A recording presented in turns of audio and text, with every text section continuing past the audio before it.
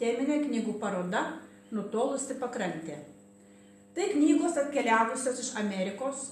Jas bibliotekai padovanojo Amerikos lietuvis, emigrantas iš Lietuvos, Skaistys. Manoma, kad šis žmogus yra kilęs iš Stuburų kaimo, bet tikslesnių žinių surinkti nepavyko.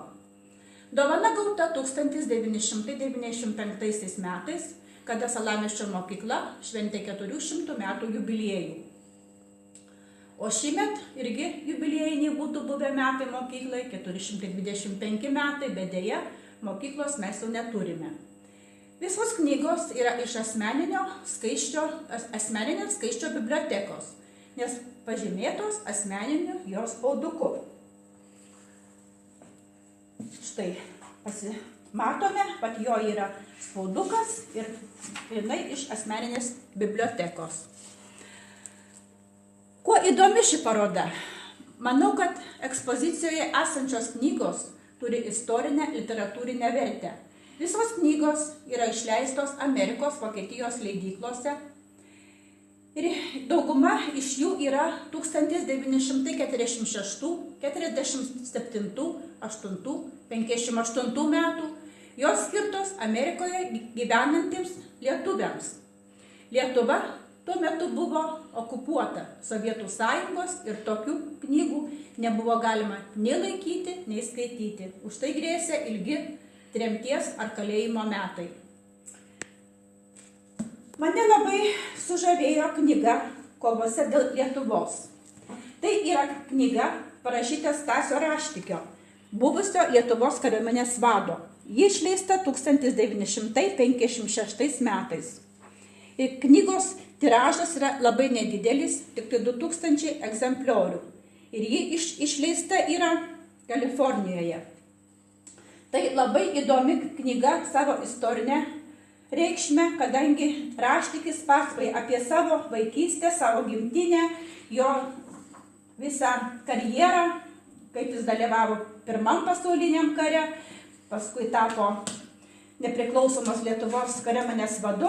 Tikrai knyga verta dėmesio. Dar yra labai unikali knyga Tremties metai.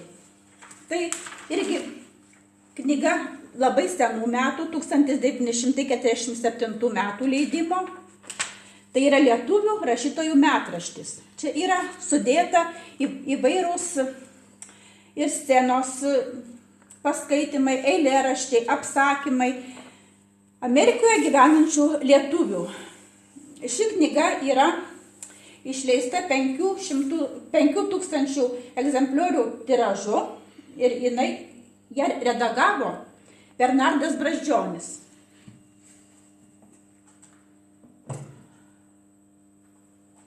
Dar yra knygos Lietuvių literatūra ir lietuvių kalbos vadovas.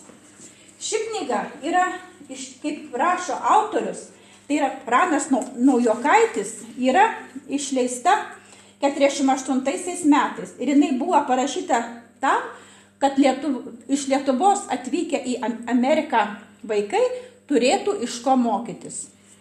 Nes tuo metu vadovėlių nebuvo, o mokytis reikėjo ir buvo tiesiog toksai trumpas kalbutis, neįsamus, tačiau kaip vadovėlis labai tinkamas. Taip pat lietuvių kalbos vadovas, čia jau yra apie lietuvių kalbą, kirčiavimą ir taip toliau, gramatiką. Dar 2 knygos yra lietuvių tautosakos skaitymai. Tai irgi surinktos dainos, pasakojimai įvairūs. Ir irgi yra 48 metų leidimo knyga, kur išleista 4000 egzempliorių ir ją išleido Vokietijos leidykla. Labai unikalios knygos yra žemaičių kalba. Čia jau mums aukštaičiam perskaityti ne taip paprasta, bet tikrai originalios knygos, pat viena ir paskui dar kita yra grinai žemaičių tarme. Yra knyga Rūtos ir Lelijos, tai yra apie skautų gyvenimą Amerikoje, jų nuotykiai, įvairūs apsakymėliai.